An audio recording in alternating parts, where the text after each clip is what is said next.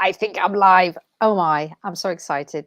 This is the first time I've tried to go live on YouTube, and my normal browser wouldn't work. So I had to do all sorts of little loops, and I think I am on now.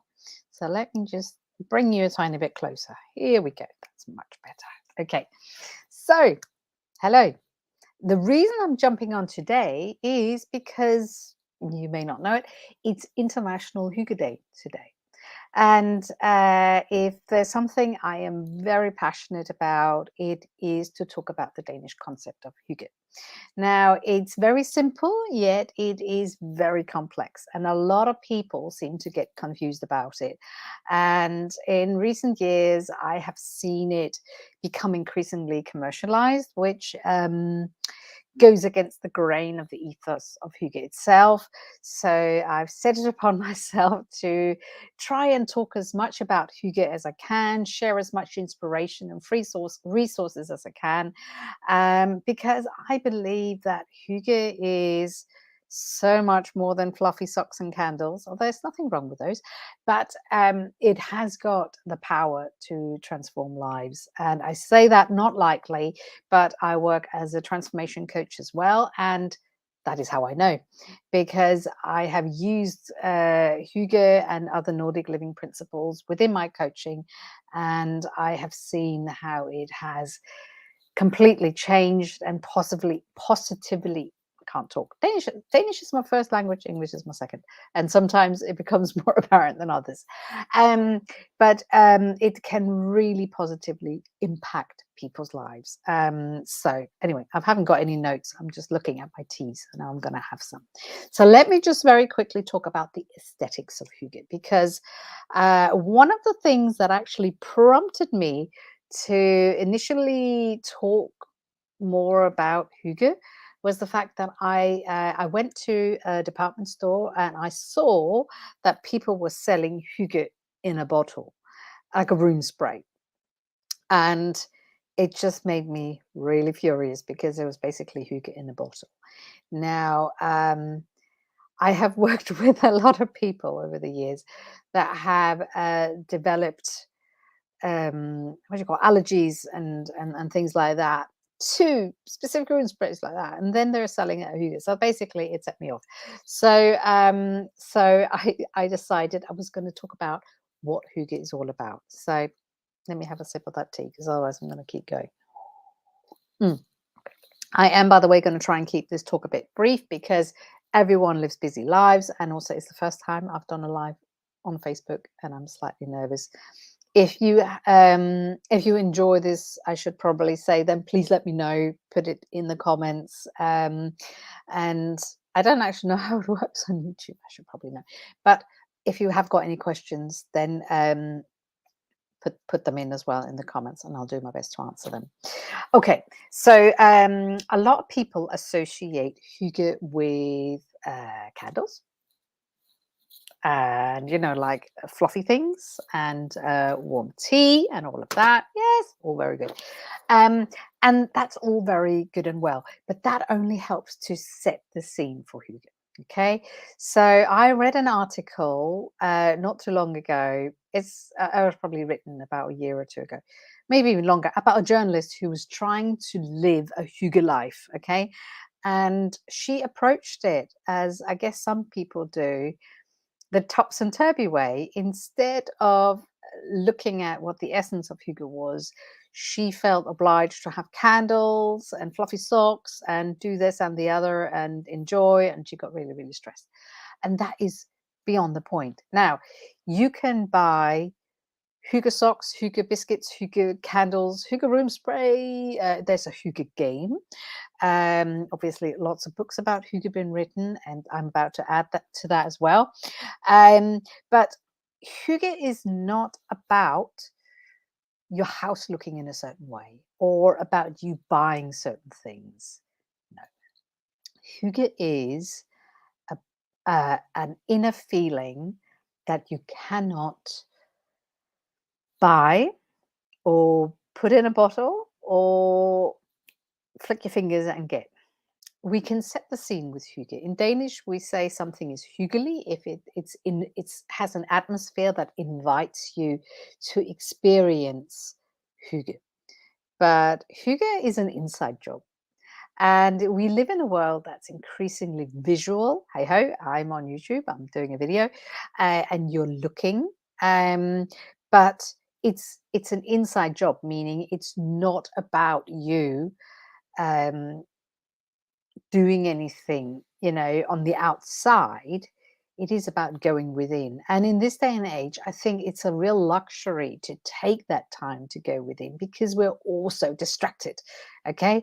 And why are we distracted? Because social media, which I am on as well, and a lot of people are on, we constantly get bombarded with things.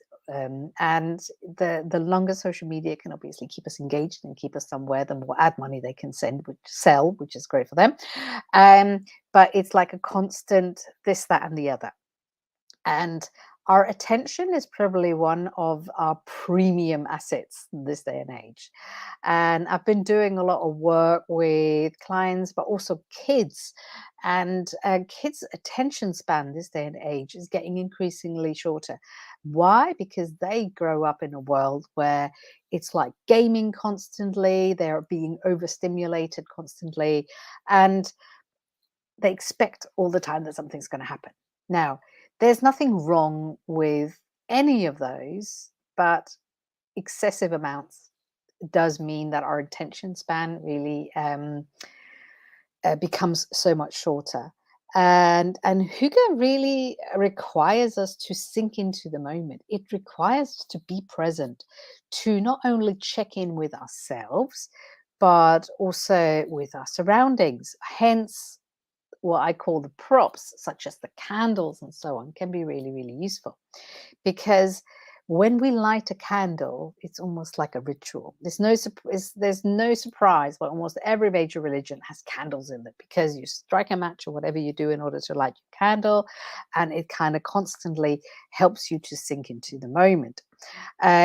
Staying there requires a bit more work. And we have this thing in Denmark where we often make a joke out of what is hygge. And to be quite honest, we can't say two sentences without hygge coming in there sometime in those two sentences. But it's not that you can just create hygge like this. Okay. So the joke is basically 1, 2, 3 hygge. We're here now. We have to do it now. We have to have the feeling. That's not how it works. It takes a lot more sinking into and allowing ourselves to be fully present and also to be I can't talk, fully open to the moment. And how do we do that? For some people, it takes practice. So some of my clients, they will go like, "Oh, I get so easily distracted, and then I do this, and then I think I'm gonna have like a hygge self-care moment here, and then I start folding the laundry because that's what I see." And yes, for some of us, it takes a bit of practice, but hygge is really nurturing that feeling on the inside that all is well, and also that not only that is well, but that this moment is perfect, no matter how imperfect it is. So it doesn't matter that there's laundry over there, unless, if it really gets to you, you'll have to sort it out. But at the end of the day, hygge teaches us that we cannot control the outside world. What we can control is how we respond to the world. And hygge is creating that sanctuary in the craziness of the world to take a minute or a moment or how long it is to allow yourself to know that all is well, to know that things are okay and they're perfect in their imperfect way, that there is no need for things to be in a certain way, because if we're always striving for things to be in a certain way, we're not in the here and now, and we cannot embrace hygge. So hygge is that inside job, and hygge happens when we allow ourselves to have that moment to sink into the here and now and appreciate everything we have around us. Gratitude is a huge part of hygge. It's not focusing on what's not there, it's focusing on what is here. And those tactile things, like the sheepskin or the warmth from the candles and the sound and the smell and all the rest of it, can really help us to stay present, stay here and now, and make the most of it. And when we hygge with our friends and our family, it's kind of a similar thing, except it's a more open space. And again, it's kind of inviting it in and sharing that sense of comfort and hygge, and sharing that knowing that this is perfect and you're not allowed to look at the clock because hygge cannot be timed. Why would you do that anyway? If you're in the here and now, you don't need to be anywhere else. So if anyone is trying to persuade you to find hygge in a bottle, hygge in a jar, hygge this, that, and the other, or that hygge is only in the winter and only when it's snowy outside, all of that is no, no, no, no, no. We can get inspired, and I think it's really important to get inspired. That's what I strive to do, is inspire people in order for people to make better choices in their lives that start right here and now. And my book about happiness is very much not your conventional picture book. It's a book that really strives to, I use that word again, to make you have all the tools in your hands. How can you utilize them in order to improve your life and not just feel comfort and contentment, which some people associate with hygge? Yes, it's a very important thing and it's a stepping stone, but we want to constantly grow and embrace our lives, become bigger and learn and become more expansive and inspired and share more.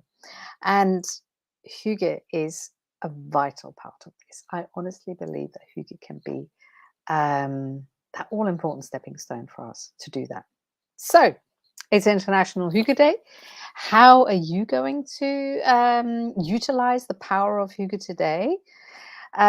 So I know what I'm going to be doing. And I've got a very simple practice of journaling every day, and not so much a list of all the things that I'm doing, but journaling also about the things that I'm grateful for. So it's not a gratitude journal as such, although that's also obviously a beautiful practice. Um, but showing gratefulness for what is here and now, and the fact that I've been invited to talk with so many people today, and it's going to continue this afternoon.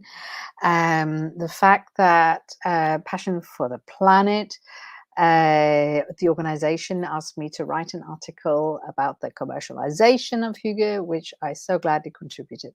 And I'm just grateful that I can share that message. And I hope that it finds you, especially if maybe you have been conditioned to believe that hygge is something shop bought, because at the end of the day, none of that.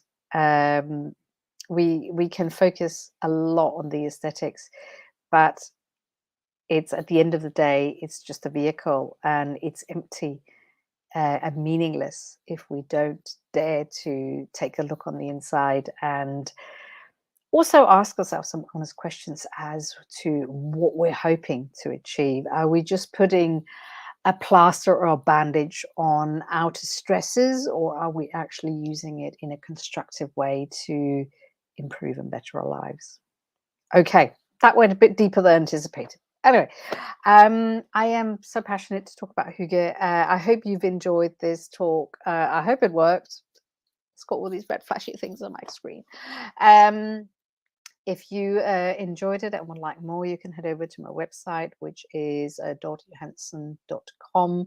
I've got lots of free tools and inspirations there that you can have a look at. And I have my free online community. It is a Facebook group, so if you don't like Facebook, I'm sorry. It's not Facebook as you know it. It's a bit different because it's my way of sharing daily inspiration and feedback to people. And you can find me at Happiness, Health and Hygge. Or Sustainably Happy Me on Facebook as well as Instagram. I hope you have a lovely day of celebrating International Hygge Day in whatever way you do it. And remember, it's a bit like saying, yeah, Hygge is not just for today. Hygge is a way of life.